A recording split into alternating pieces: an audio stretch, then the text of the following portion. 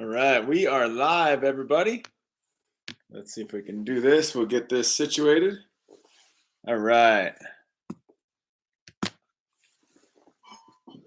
So, welcome, everybody, to equality. And let me what's happening here. There we go. Now we're all situated. So, I am absolutely thrilled to be with you here. My name is Ryan Harris. And what we do every week is we are live with exploring and experimenting with what are the different ways that we can have equality using the law of non-resistance and the law of increase. So what you praise raises. So in the word praise is raised. So what you put your attention on expands naturally. So we are expanding the good examples of what we can do to, let's see if we can get this situated. There we go. All right, that looks maybe a little bit better. So in any case, still working out the lighting, everything like that. So we're shining a little light on the subject of equality today, especially. So it is today we are answering the question: does spaghetti automatically make you Italian? And so I invite you to subscribe. Click the link below. Would love to have you join us live, and then we'll be loading these videos on the different social media channels.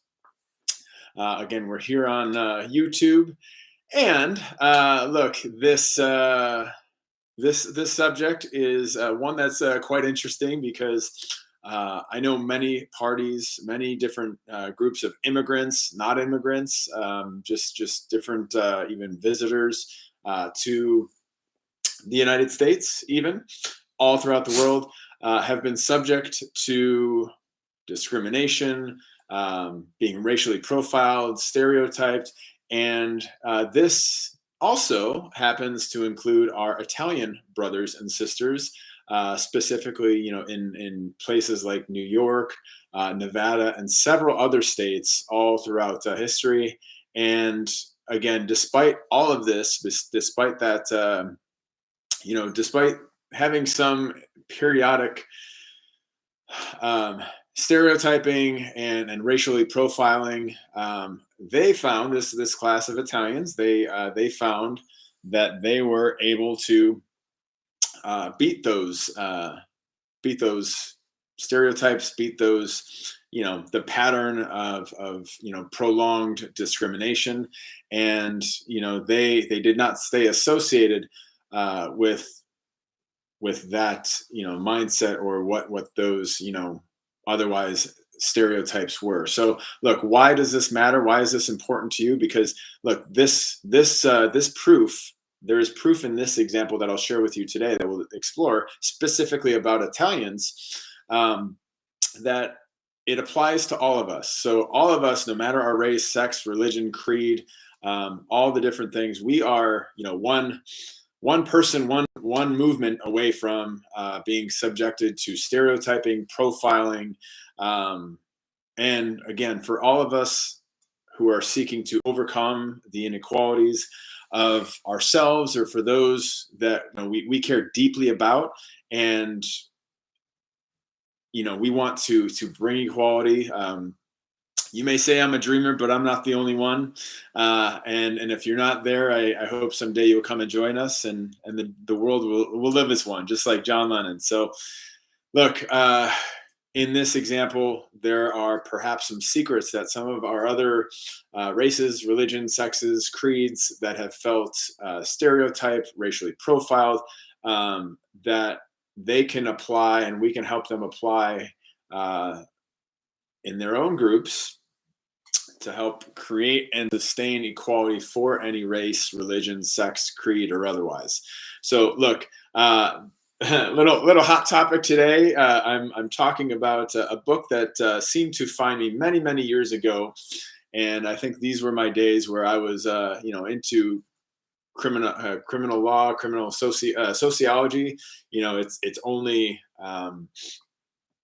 a crime if society deems it a crime, and there was somebody there to to observe it. So, what's legal in one state or what's, not legal in another doesn't, happen in a different jurisdiction. So, the interesting thing, there's been many documentaries, many stories. This book is a great book, for many different reasons. And let me just give you some background about this. So, the mob is a for those of you who have been living under a rock for a while, so that is traditionally been associated with people of Italian heritage, Sicilian mostly, and the mob is organized crime. It could have been gambling, racketeering during the Prohibition period. It was still running alcohol. Creating alcohol, distributing it, and then gambling, of course. Before it became legal in first Nevada, and besides horse betting and things like that, the mob was, so as we started as an industry, I actually came from the gaming industry, where the job was to do the opposite of what people feel about carnival sometimes is, the games are rigged, or so if people are putting up their own money into something, there is an integrity factor that, again, everybody's looking to clean the perception of the industry. And so the mob was, they were going into, there was a lot of people who were seeking to run gambling businesses, but fortunately or unfortunately, the most qualified to do that were the people who were formerly running illegal operations in different states. So either illegal bookmaking operations, bookmaking meaning that they're placing bets on sports or on horses. And so when Nevada became legal to allow casinos, this was, a very big boom. And so what it came down to is they created this black book. So it's the black book in the mob. I won't go into the whole story about the this book. I invite you to pick it up and read it for yourself. There's some interesting perspectives on here. But the interesting part about the black book is when the casinos were established, and about the period, and I don't know when the first person had their name entered into the book, but this is something that probably gained a lot of traction in the 60s and 70s, and then some. So the black book, for those of you who aren't familiar with this says that anybody whose name is in this can never enter, especially a Nevada casino. There are probably other jurisdictions who have picked this same thing up. Is, look, anybody who's in anybody's black book is not allowed to step foot on the property. And how significant that is, I invite you at home thinking about this. So if you run a business, or if you own a business, even a financial business, let's say that it's a bank. Let's say it's a bank or even a restaurant. And there's somebody in a black book of restaurants, or black book of banking. So that means that that person can never step foot on property. And when anybody on the staff is alerted to that person being on property, they immediately have to call the police and have that person escorted. Now, some of these crimes that these folks did weren't violent crimes. They were either petty crimes or even just guilty associations. That was some of the reasons why people could be put in the black book. And furthermore, you might say, okay, look, I can call the cops. It's probably for the best for the rest of my patrons. However, you take it a step further. If you don't, and you allow them in your casino or in your bank or in your restaurant, so that is how big of a deal being in the black book is. So look, there's a lot of people who were, on trial around the 60s, 70s, and 80s for New York ties, or Nevada specifically, because these were times when people were trying to be found suitable of a gaming license to even work in a casino. So the interesting part about this is that these hearings were, publicized. You can even see one of the examples in the movie The Aviator. Different public hearings where Howard Hughes went through some of this stuff, and it's this big public. It was this big public charade, and there's a lot more irony that I'll get into shortly here.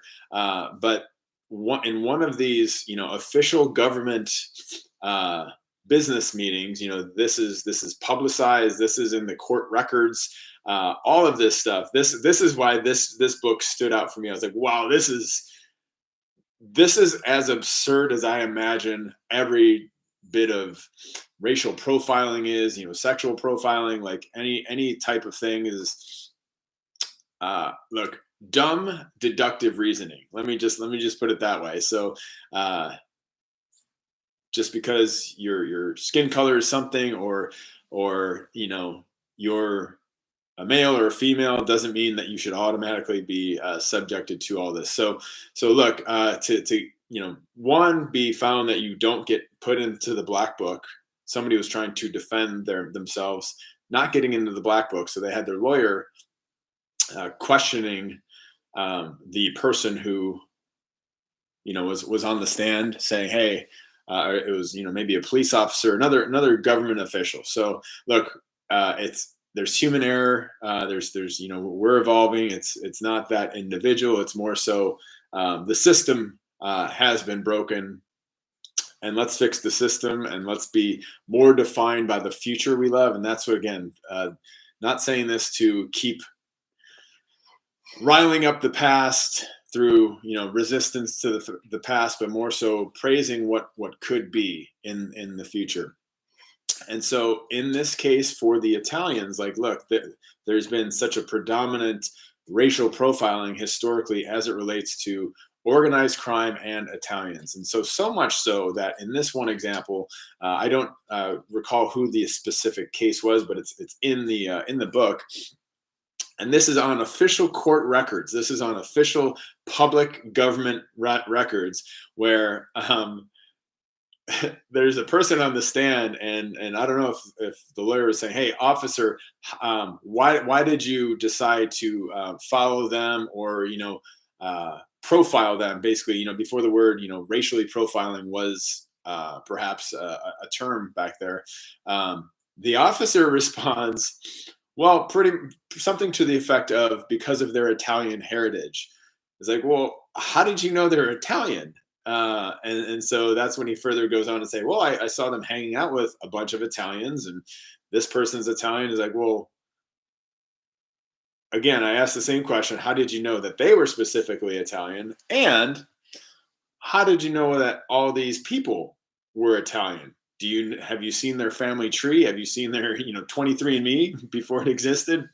And so his response, the government official, again, so this is not just for maybe our Black brothers and sisters that have some of the, perhaps the most subjectivity to racial profiling. This person said, I saw them eating spaghetti. This is on official government documents. I saw them eating spaghetti, and thus I deem them Italian. So again, there's, I'm sure, even more ridiculous things that have been put out there. And so again, the other interesting thing, the irony out of all of this stuff, is that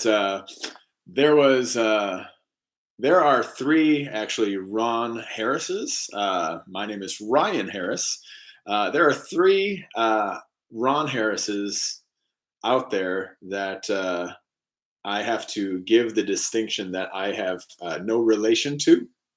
One is an adult film star, and the second one is actually a former CEO of mine. Great person. Great heart, all that stuff. So he's the founder of what was Rocket Gaming, and now has turned into a company called Aries Technology. And then the third Ron Harris was actually the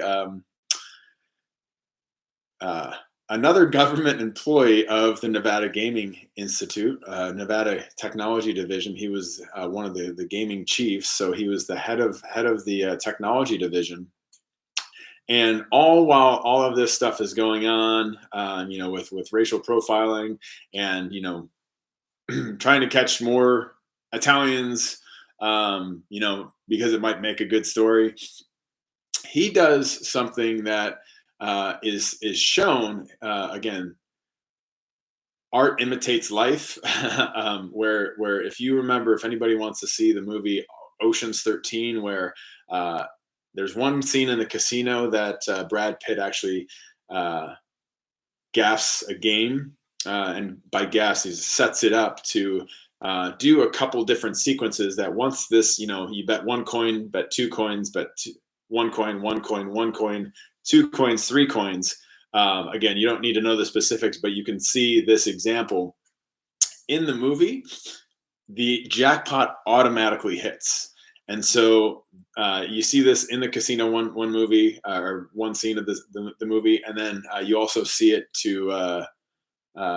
happening to one of the airport machines as well. So in both cases, this was replicating what the Nevada Gaming Chief of Technology, the one who is supposed to be approving and blessing games being approved, he adds this technology capability into the games, and then him and a friend go into Atlantic City, knowing that he can't play in Nevada. He goes into Atlantic City. There's this whole long, drawn out story. I actually met the gentleman who was responsible for catching him and proving out how he was able to do this with the machine. And this person actually, so Ron Harris is now in the Black Book. I'm not sure if he was removed, but he was at one time put into the Black Book. And again, the point of all of this stuff is, thankfully, again, my name, just having the name Harris, does not preclude me from receiving a gaming license of any sort. So the point of all this is, look, as you're heading into these next 7 weeks, when we're coming back next Sunday, 1, 2, 3, 4, 12:34 p.m. Pacific time every Sunday, invite you to join live and watch after the fact. And as you're going out into the world these next 7 days, I invite you to replace your judgments, your energy of judgments, or profiling, or looking at somebody a certain way, or groups of somebody a certain way. And I invite you to put on the energy of curiosity. So how can you learn more about that different group, or your own group, or even how you might better your own circumstances, and then ultimately see how you can help. What's one thing that you can do to help equality from another group, or even in your own case. In the case of the Italians, like, look, they had great pride, great confidence that this was a passing phase. So this, despite all of this stuff, they stayed in the gaming industry. There's not been Italians are not banned from working in casinos, and there's a small subset of those who are involved in organized crime, as there are with any race, religion, creed, sex. And they basically they brush their shoulders off with it, and they rose above it. And there's some magic there when you're defined by your pride, your self-worth, your self-love, and you're defined by the future that you would desire. While we perhaps fix the present, we can stay focused on holding and being defined by the future we love, while we correct the past. So with that, this is Ryan Harris. It has been a pleasure. Thank you for watching, and until next week, have a wonderful week. Please subscribe, and we will see you very soon.